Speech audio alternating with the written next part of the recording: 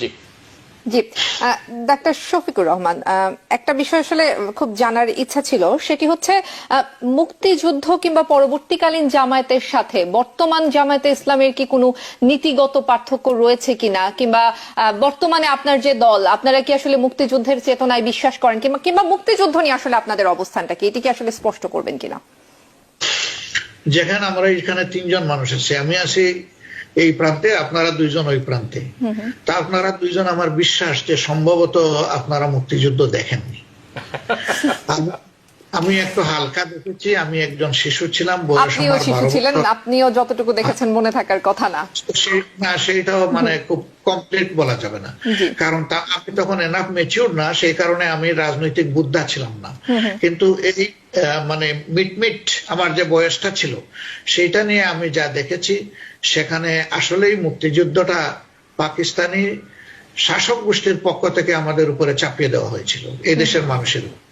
শেখ মুজিবুর রহমান সাহেব এর নেতৃত্বে আওয়ামী লীগ পাকিস্তানের 300 আসনের মধ্যে 162 আসনে কিন্তু জয়লাভ করেছিল। সেই হিসাবে তারা যেহেতু অর্ধেকের চেয়ে বেশি আসনে জয়লাভ করেছিল, এই দেশ শাসন করার বিধিগত এবং সাংবিধানিক অধিকার তাদেরই ছিল।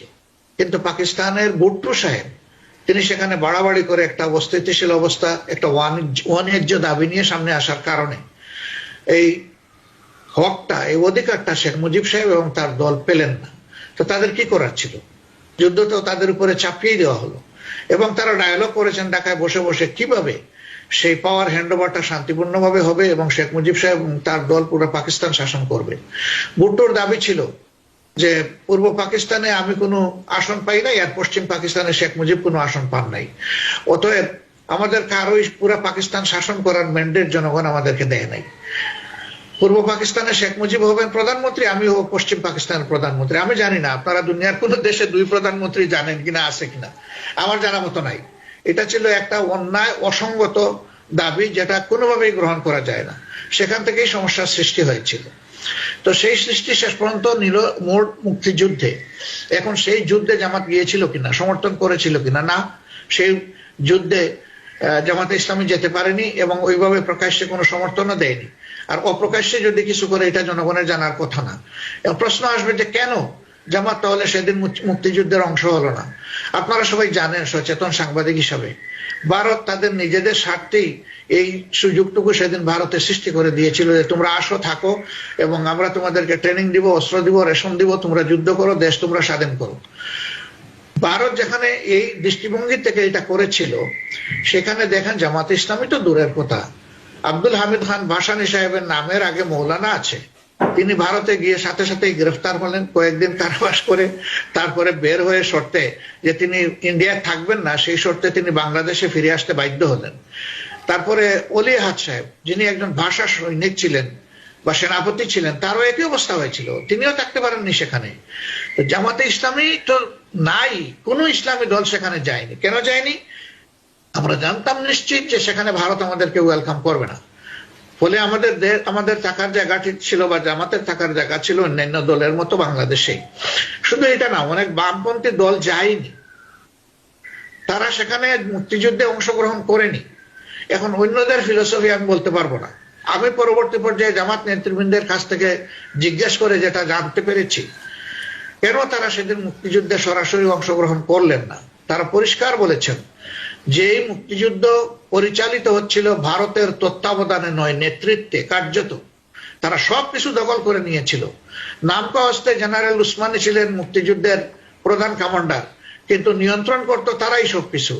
তো তখনই যখন নিয়ন্ত্রণটা তাদের হাতে চলে গিয়েছিল, এটা স্পষ্ট ছিল যে তাদের নেতৃত্বে অথবা তাদের অধিক উৎসাহের কারণে যে দেশ স্বাধীন হবে, সেই দেশের স্বাধীনতার সুফল এই দেশের জনগণ ভোগ করতে পারবে না, যেটা 53 বছরের বাংলাদেশের ইতিহাসে অক্ষর অক্ষরে প্রমাণিত হয়েছে। এখন কেন ইন্ডিয়া এই অবস্থা আমাদের সাথে করছে? এর কারণ হলো যে তারা তাদের জমিদারি হারিয়ে এখন সহ্য করতে পারছে না। এই জন্য বাংলাদেশের বিরুদ্ধে তারা মিথ্যা মিডিয়া ওয়ারে নেমেছে। চতুর্দিকে দেশবাসীকে এবং দেশের বাইরে তারা বিশ্ববাসীকে বিভ্রান্ত করার চেষ্টা করছে, উস্কানিমূলক কর্মকাণ্ড পরিচালনা করছে।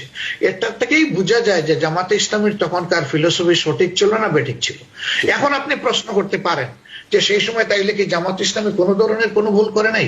এ গ্যারান্টি আমি দিতে পারবো না। জামাতে ইসলামী মানুষের সংগঠন, মানুষ হিসাবে যে কেউ ভুল করতে পারে, সংগঠনও ভুল করতে পারে। যদি সেই রকম কোনো ভুল জামাতে ইসলামী করেই থাকতো, তাহলে 72-এর 10 জানুয়ারি থেকে 75-এর 15 আগস্ট পর্যন্ত শেখ মুজিবুর রহমান সাহেবের নেতৃত্বে এই দেশ পরিচালিত হয়েছে, আওয়ামী লীগ দেশ শাসন করেছে। এখানে 24,000 মামলা এই ধরনের দায়ের করা হয়েছিল। সেই মামলাগুলো তো কই জামাতে ইসলামের তো কোনো নেতার নাম ছিল না। জি, ধন্যবাদ। যদি সেই নেতা তখন তারা অপরাধ করেই থাকতেন, তাইলে জামাতের নেতৃবৃন্দের নাম কেন তারা দেননি? কি এমন শক্তি জামাতে ইসলামের ছিল যে তাদের নাম বাদ দিতে হবে? তাদের জন্য কি এমন চ্যালেঞ্জ ছিল? তারা অনেকেরই নাম নিতে পারলেন, তুলে আনতে পারলেন। এর প্রমাণটা দেখুন যে এই সরকার কয়েকদিন আগে যে সরকারটা পতিত সরকার বিদায় নিল, সেই সরকারের মুক্তিযোদ্ধা বিষয়ক মন্ত্রণালয় এই দেশে রাজাকারের তালিকা তৈরি করলো 10,000-এর, এর মাঝে 8,183 জন হইল আওয়ামী লীগের। কি বলবেন এখন আপনি বলুন? আর সেখানে 134 জন ছিল জামাতে ইসলামের, অন্যান্যরা আরো ভাগ বাটোরা পেয়েছে। আমাদের বিরুদ্ধে যে অপপ্রচার গুলা, কার্যত এগুলা তাদের নিজেদের তৈরি করা, শুধু মুক্তিযুদ্ধের চেতনার কথা বলে একটা জাতিকে ধ্বংস করা, শোষণ করা, লুণ্ঠন করা এবং অন্যদের তাবেদার বানানোর, বিষয়টাকে বৈধতা দেওয়ার জন্য, জায়েজ বানানোর জন্য আমাদের বিরুদ্ধে এই অপপ্রচার গুলা চালানো হয়েছে। নিউ ইয়র্ক থেকে সম্প্রচারিত TVN 24 টেলিভিশন বিশ্বজুড়ে বাঙালির কণ্ঠস্বর।